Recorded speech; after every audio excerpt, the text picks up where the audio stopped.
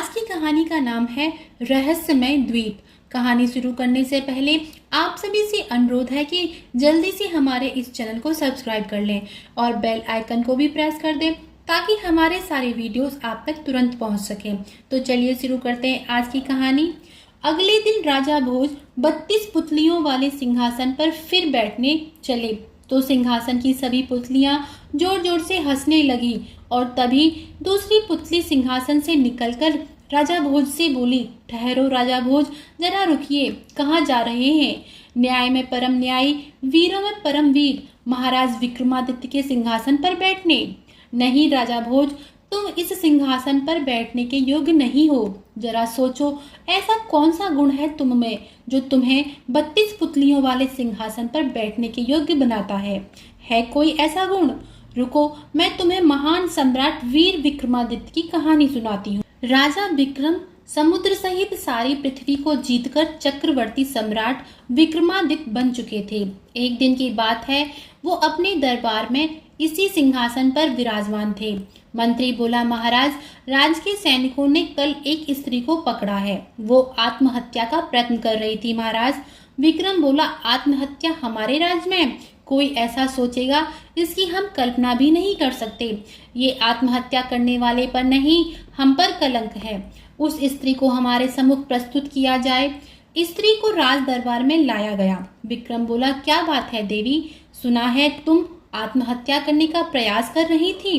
इतना नहीं जानती, आत्महत्या पाप है, अपराध है। फिर विक्रम ने सैनिकों से कहा, हमें पूरी बात बताओ, तुमने इन्हें कहाँ देखा? सैनिक बोला, महाराज, हम दोनों जब रात्रि में सिप्रा नदी के पास पहरा दे रहे थे तब हमने इसे पानी में छलांग लगाते देखा। हम दोनों ने तुरंत नदी में कूद इसे बाहर निकाला। तब महाराज यह जोर जोर से चिल्लाने लगी कि मैं मरना चाहती हूँ, मुझे छोड़ दो, और वापस नदी की ओर भागने का प्रयास करने लगी। विवश होकर हमें इसे बंदी बनाना पड़ा महाराज। विक्रम बोला, तुम्हें क्या दुख है देवी, हमें पूरी बात बताओ, तुम्हारी समस्या क्या है? तुम कौन हो? तुम्हारा दुख क्या है? ऐसी कौन सी पीड़ा है जिसके कारण तुम अपने प्राण देकर हमारे राज्य के गौरव को कलंकित करने जा रही थी? स्त्री ने कोई उत्तर नहीं दिया। तब मंत्री उस स्त्री से बोला, इस समय तुम पृथ्वी के स्वामी परम न्यायी सम्राट विक्रमादित्य के सामने खड़ी हो। राजा तो पिता के समान होता है। निसंकोच कहो, तुम्हारी क्या समस्या है? अपराधी जो भी होगा महाराज उसे अवश्य दंड देंगे। वो स्त्री बोली, महाराज, क्या अपने आप को दंड देंगे? उनके राज आज्ञा ही तो मेरा दुर्भाग्य बन गई है। इतने दिनों से मैं सोच रही हूँ किसे दोष दूं, किसे अपराधी कहूँ। अंत में मैंने यही सोचा, मेरा दुर्भाग्य ही मेरा अपराध है, तो क्यों नहीं मैं अपने आप को दंड दूं? विक्रम ने कहा, जब तक तुम विस्तार से नहीं कहोगी हम इस गुत्थी को नहीं सुलझा पाएंगे देवी। वो स्त्री बोली, मैं भैरव दत्त की पत्नी हूँ। विक्रम बोला, कौन भैरव दत्त? मंत्री बोला, हमारा विश्वसनीय गुप्तचर है महाराज। स्त्री बोली, आपका विश्वसनीय गुप्तचर आपकी आज्ञा से प्राणों पर खेल जाने वाला, विवाह को 1 माह भी नहीं हुआ, राज आज्ञा पाकर उज्जैनी से कहीं दूर चला गया। पूरा 1 वर्ष बीत जाने पर भी नहीं लौटा। ना उसने मेरी कोई सुध ली और ना कोई संदेश ही भेजा। यदि इस संसार में वो कहीं जीवित होता।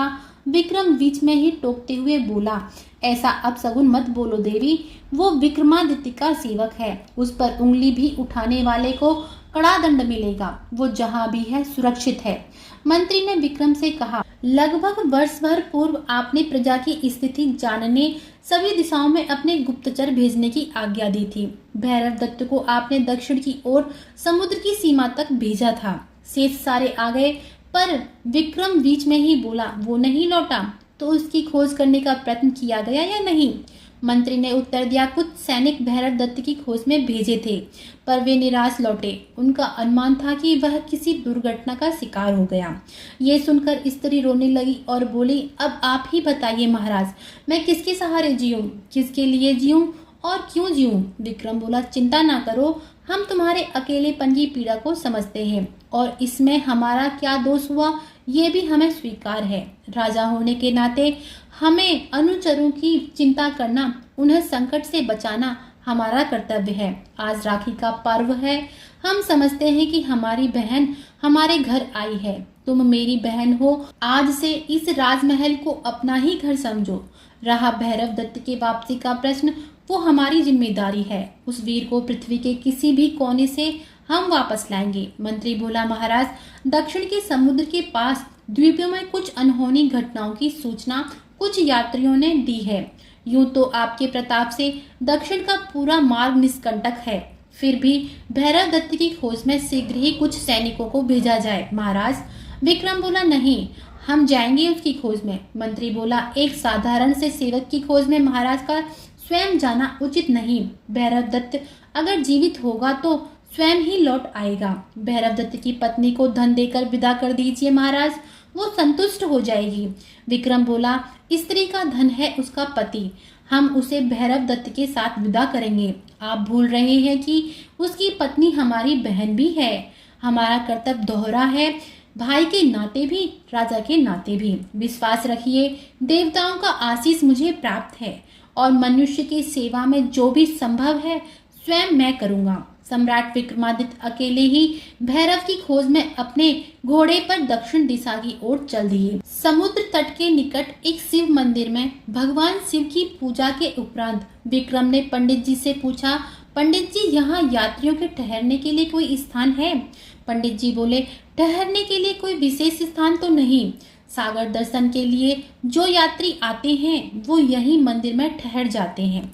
विक्रम ने पूछा, वर्ष भर पहले उज्जैन से कोई युवक यहाँ आके ठहरा था? भैरव दत्त था नाम उसका। पंडित जी बोले, नाम तो स्मरण नहीं, पर एक युवक यहाँ अवश्य आकर ठहरा था, उज्जैनी का ही था। विक्रम बोला, उसी की खोज में मैं आया हूँ। पंडित जी बोले, उसकी किसी के साथ लड़ाई हो गई थी यहाँ के पास के गांव में, वो बुरी तरह घायल हो गया था, अब सुना है स्वस्थ हो रहा है। विक्रम ने पूछा, कितना दूर है ये गांव? पंडित जी बोले, सागर किनारे किनारे चले जाओ तो कोई 6 कोस। विक्रम भैरव को ढूंढता हुआ उसी गांव में जा पहुंचा जहां भैरव घायल अवस्था में गांव वालों से बोल रहा था, कोई भी साहसी वीर नहीं है इस गांव में, एक अत्याचारी अत्याचार कर रहा है और तुम सब अपनी आंखों से देखकर भी कुछ नहीं कर सकते। धिक्कार है ऐसे जीवन पर। गांव का एक व्यक्ति बोला, हम क्या कर सकते हैं भैरव दत्त, जब तुम जैसा वीर उससे लड़कर विजय ना पा सका तो हम कमजोर लोग क्या कर सकेंगे? वे दुष्ट उस द्वीप में रहते हैं, पूरी सेना बनाकर उन तक पहुंचने के लिए कितनी नावों की आवश्यकता होगी? है क्या हमारे पास इतनी नावें? और हमें क्या पता उनकी शक्ति कितनी है? द्वीप पर पहुंचने का अर्थ है अपनी मौत बुलाना। भैरव बोला, यह परमवीर शक्तिशाली विक्रमादित्य का राज्य है और तुम सब प्रजा हो उनकी। अपने सम्राट का एक गुण तो होता तुम में। ठीक है, मैं ही लड़ूंगा उनसे, जाकर मेरे लिए एक नौका की व्यवस्था करो। काश मैं महाराजा विक्रमादित्य तक ये संदेशा भेज पाता।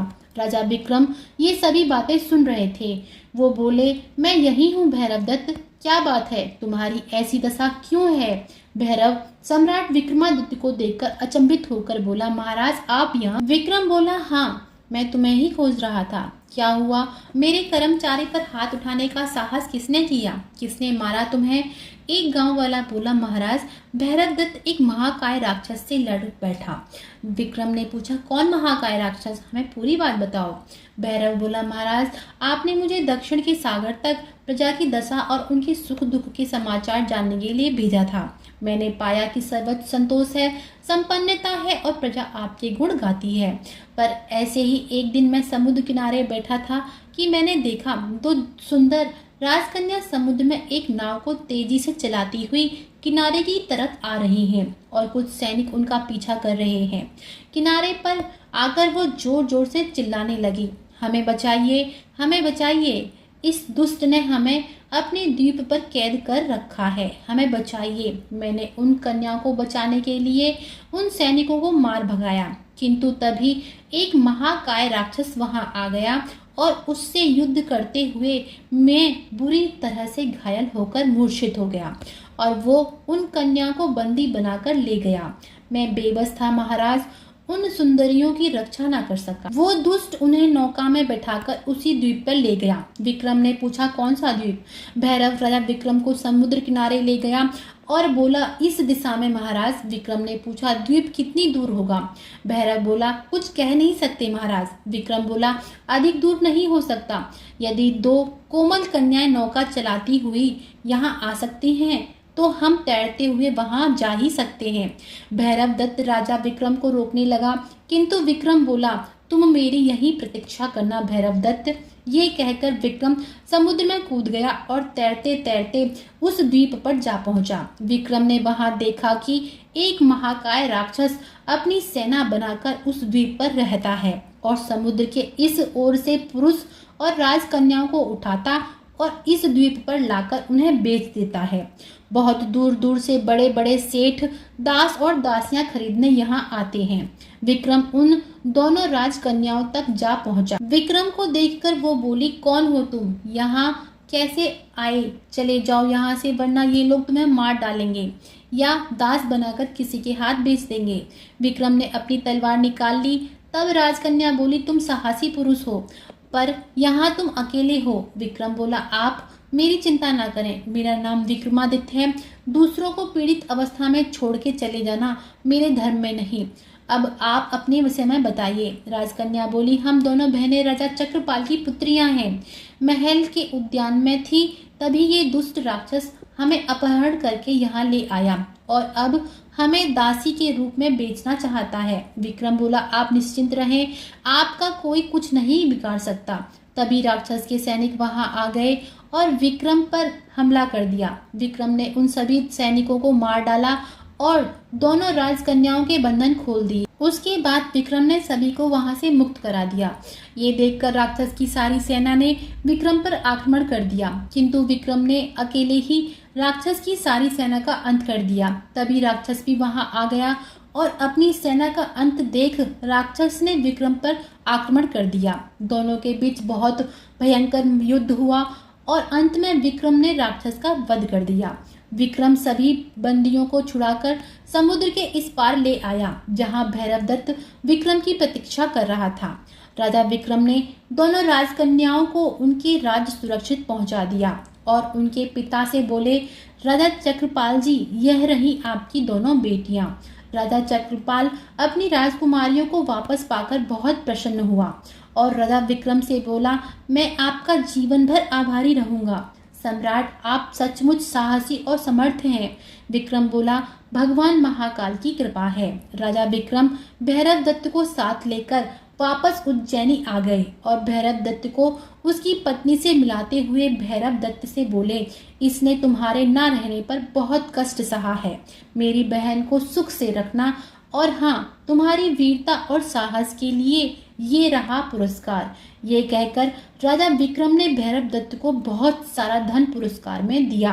पुतली बोली, तो ऐसे थे सम्राट विक्रम, परम न्यायी, परम दानी, परम वीर। तू भी इस पृथ्वी का राजा है और विक्रमादित्य की सिंहासन पर बैठने की इच्छा रखता है, पर इस सिंहासन पर बैठकर तू विक्रमादित्य नहीं हो जाएगा। जरा सोच, विक्रम के गुणों का 10 मास भी है तुझमें।